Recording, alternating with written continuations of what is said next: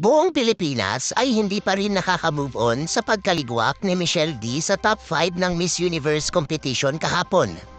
Maging si Michelle ay aminadong hindi pa rin siya makamove on.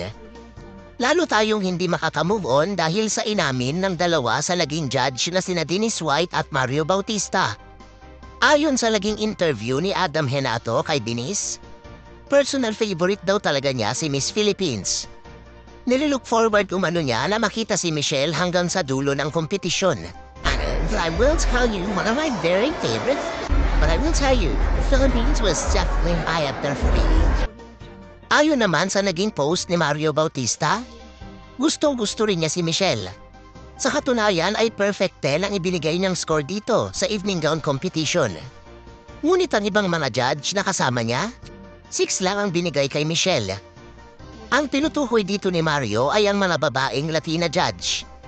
Kinumpirma mismo ni Beauty Queen Material na isa dito si Miss Paraguay 2020 Nadia Ferreira. Sobrang liit daw ng binigay niyang score kay Michelle, kahit plakado ang naging performance ng ating kandidata sa lahat ng aspeto ng kompetisyon. Karamihan sa mga Pinoy ay hindi naman tutol sa pagkakapanalo ni Miss Nicaragua. Ngunit hindi lang natin maintindihan kung bakit pinagkaisahan ng mga Latina judge na wag ipasok si Michelle sa top 5. Palaging sinasabi ni Miss Anja Krajutatip na transformational leader ang hinahanap nila. Ngunit si Miss Philippines na gold medalist sa Voice for Change ay miligwak nila sa top 5. Maliban dyan, siya rin ang nanalo sa fan vote at Spirit of the Carnival Award.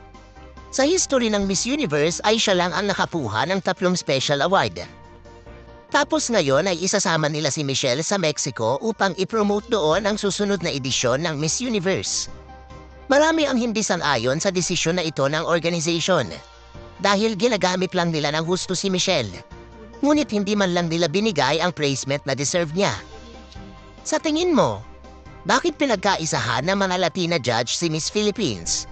Takot kaya silang makapasok ito sa top 5 dahil alam nilang magaling siya sa Q&A? At baka maagaw pa niya ang corona sa kapwa nila Latina na si Miss Nicaragua? Put your comments below. And don't forget to subscribe for more videos.